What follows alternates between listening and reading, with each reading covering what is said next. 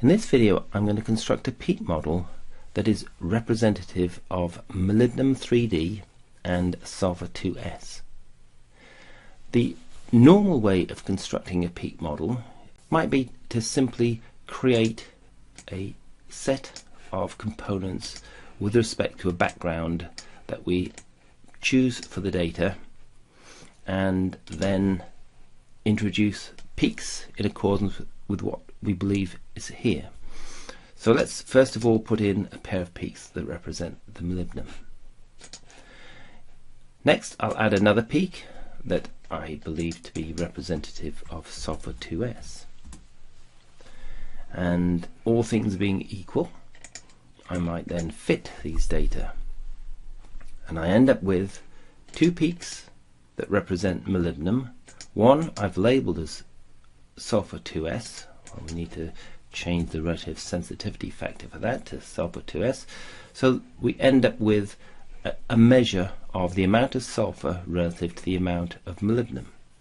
And the question is, how accurate is this peak model? The peak model may be precise in the sense that the residual standard deviation is about what we'd expect, somewhere close to unity. The residual itself looks reasonably uniform, a little bit of uncertainty here, but this is the type of peak model that one might use to measure the relative proportions of molybdenum to sulfur. Yet this is not the end of the story, because what we must have and must always have is correlation of information across the photoemission spectrum. So while we have a sulfur 2S here, we also have a sulfur 2P, and this has an intensity that must relate to the intensity of the sulfur 2S. The first thing that we might do is introduce some relational constraints in the molybdenum. So we know, for example, that when we are looking at a doublet with D symmetry, that the ratio of the two doublet peaks for the molybdenum 3D ought to be in the ratio 2 to 3. So if I introduce that relational constraint, you can see that it has altered the residual, so something changed, and then if I say fit, we end up with a different answer. It's not wildly different, but it is different. So depending on how we constrain our peak model, we will get a different answer. And one of the most powerful constraints when we construct a peak model is in the line shape itself. That while we have simply assigned the same Voigt line shape of an LA50 to all three of these components, we have not introduced any constraint that is related to the physics of the photoemission process. So the d orbitals, the LA50 may be a reasonable approximation, but when we're dealing with an s orbital, this may well be a poor approximation to the true shape of this photoemission peak. So this could be part of the reason why we have an error, an accuracy error, in our measurement of the sulfur and the molybdenum. To assess how accurate our peak model is, I'm going to make use of the sulfur 2P. So I want to link together sulfur 2P and the sulfur 2S in some way. Now I can't do that as it stands, because a peak model depends on the information in the VAMAS block. That's where the peak model is held. It's within the VAMAS block that is represented in the right hand side. So if I've got sulfur in a different VAMAS block from the molybdenum, that's the sulfur 2P, then the peak model cannot span across these two.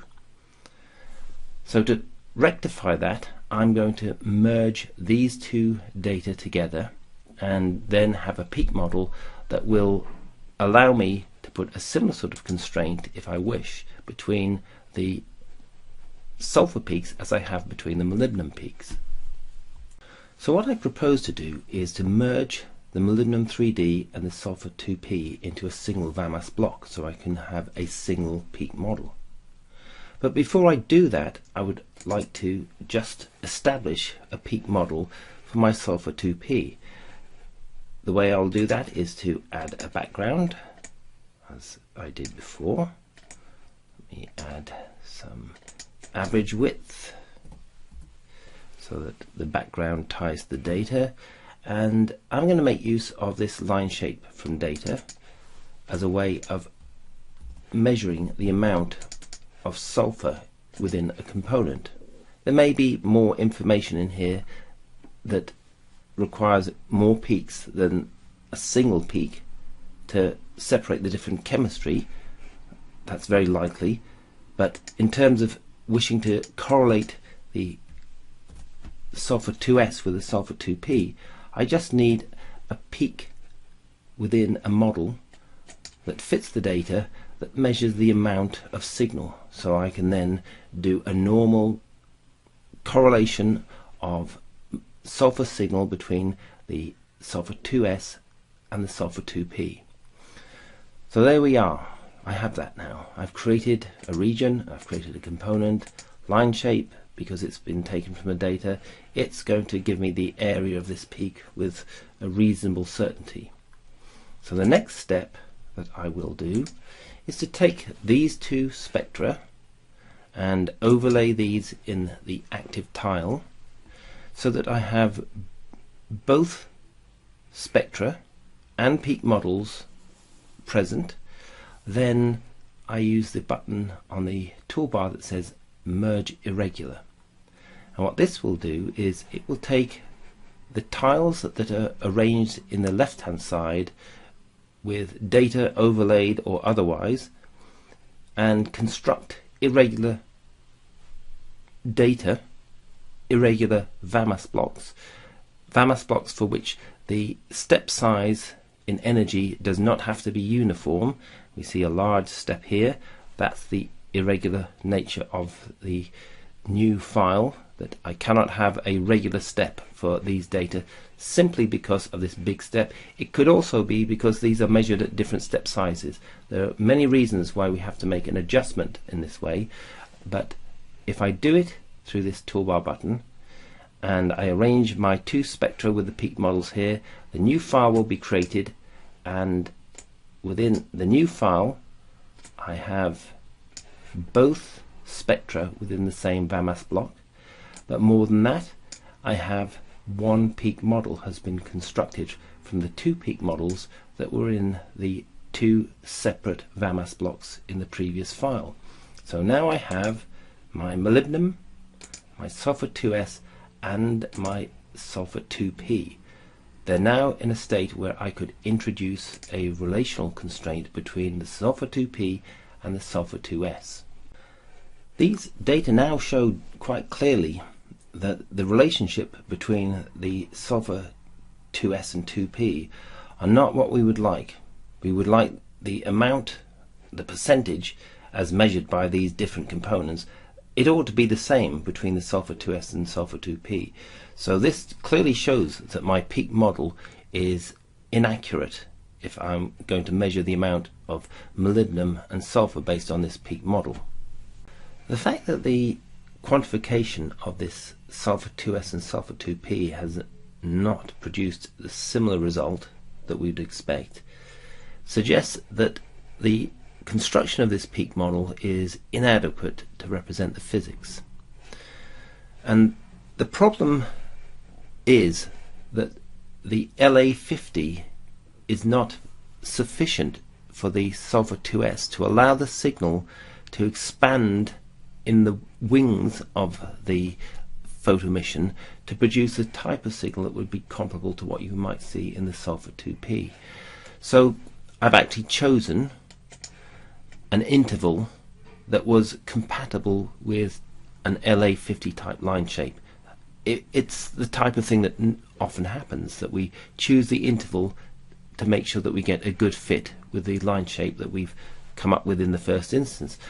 But this test has shown that we must alter the line shape to see if we can get a different relationship between the sulfur peaks, and that will produce a different relationship between the molybdenum peaks and the sulfur peaks. So let's now make an adjustment. on the basis of prior knowledge that the sulfur 2S is typically more Lorentzian than Gaussian.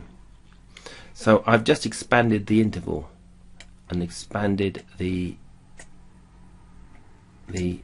region to try and allow for more signal in the wings that I think will be associated with the sulfur 2S. So having done that, I can go back and see if I can actually make a difference through fitting by adjusting the line shape rather than adjusting the relational constraints between peaks. So this is my first attempt at producing a more realistic relationship between the two sulfur peaks. I'm going to do that by scanning the line shape for this sulfur 2S using the test peak model button. So here we select the line shape before pressing the test peak model button, and that produces a dialog window, and from that I'm able to specify a range in square brackets of the parameter that will calculate different proportions of Lorentzian and Gaussian for the line shape used for the sulfur 2S. And when I press OK, a new VAMAS file will be created, and it will have been created from the data we see in the active tile, and the peak model will then alter by the parameter for the sulfur 2S line shape. So there we go. That's what we want to do. We want to generate scans for the sulfur 2S LA using a range and say yes, and then it produces a new file. A new file has a set of VAMAS blocks. These all correspond to the data that was in the original file, and now the peak model is being adjusted using an experimental variable for the line shape that is moving between 70 and 99. So let's have a look and see what happens to the ratio of these two peaks as I adjust the parameter for the line shape. So you can see over here it's 43 to 50.5.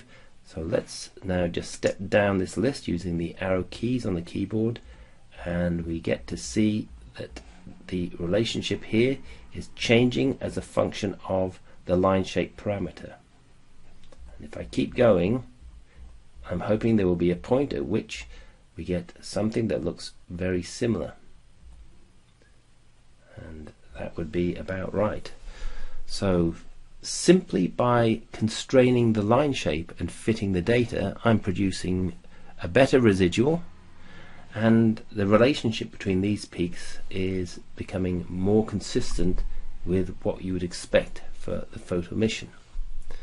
So this is a line shape LA 91.3. Let's have a look at how the residual standard deviation adjusted. So you can see here this is actually the residual based on the root mean square. So it's slightly different from what we see up here. That's because this is calculated from the chi-square. But let's see if the chi-square was at a minimum. So it's slightly beyond the minimum. Slightly beyond the minimum, but nevertheless it's not too far away from the minimum of that. So what we're trying to do is choose a line shape that produces a reasonable chi-square type measurement and also gives us similar results in terms of the concentration. That for me is an important thing, not to rely entirely on what the statistics tell you. You need to look at what the physics is telling you. So the physics is telling us that there is a reasonable relationship between these two. So this is the one I'm going to choose for my line shape and my peak model that will be used to assess the molybdenum and the sulfur 2S.